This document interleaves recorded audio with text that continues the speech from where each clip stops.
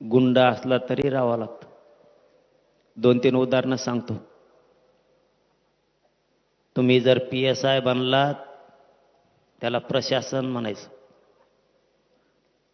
तुम्ही तहसीलदार, PSI, SP, collector जर बनलात, कसलाही दादा तुमच्या पुढं हात जोडून उभा राहील. कसलाही नेता तुमच्या पुढं हात जोडून उभा राहील. समजून घ्या. आज दसऱ्याच्या निमित्तानं तुम्हाला काय सांगतोय, लेकरा बाळांसाठी ही आयुष्याची शिदुरी आहे. नुसते कष्ट करा आणि नुसतं पळा, एवढंच करू नका. तुमचं पोरग, तुमची पोरगी PSI झाली, तहसीलदार झाली, कलेक्टर झाली, SP झाली, मोठा वकील झाली, न्यायाधीश झाली, मोठा डॉक्टर झाली, मोठा इंजिनियर झाली, मोठमोठाल्या पोस्ट आहेत त्याच्यात अधिकारी झाली. तुमचं पोरग पोरगी CIDत गेली, SITत गेली, SCBत गेलं. प्रत्येक क्षेत्रात जर आपलं लेकरं गेलं ना, तर या गरीब समाजाला बसायला आधार होईना. ऑफिस एखादं बसायला आधार. सगळे बोगस लोक जाऊन बसलेत तिथं, बोगस आरक्षण घेतलेले, बोगस.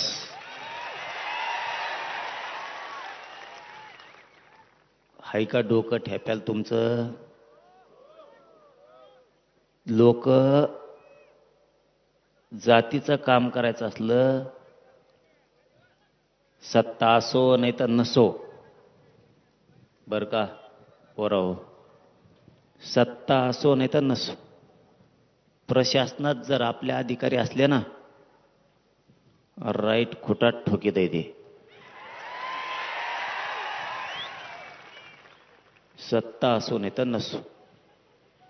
म्हणून आजपासून एक गोष्ट लक्षात ठेवा, आता आपल्याला प्रशासनात लोक घालायचे. खूप पोराने पोरी अधिकारी करायचे प्रत्येक क्षेत्रात. आणि दुसरं, तुम्ही शासक बना, कोणाला फोन लावायची गरजच नाही, लगेच काम. सगळे बसले त्यांचे, आपले घालते दारात येडे. चूक तुमची आहे. कशी चूक आहे सांगू को? सांगतो तुम्हाला कशी चूक आहे तुमची. तुमच्या डोक्यातली दया मायात जाय ना आणखी. तुमच्या डोक्यात किडे पडलेत, किडे. तुमच्या डोक्यातली दया मायात जाय ना आणखी.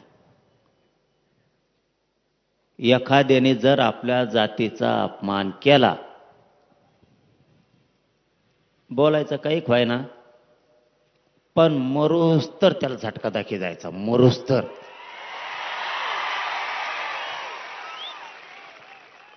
त्याला म्हणायचं जातवान मराठ्यांची अस्सल अवलाद. त्याला वाटलं पाहिजे संगत हिंडत आहे हे माय घाल.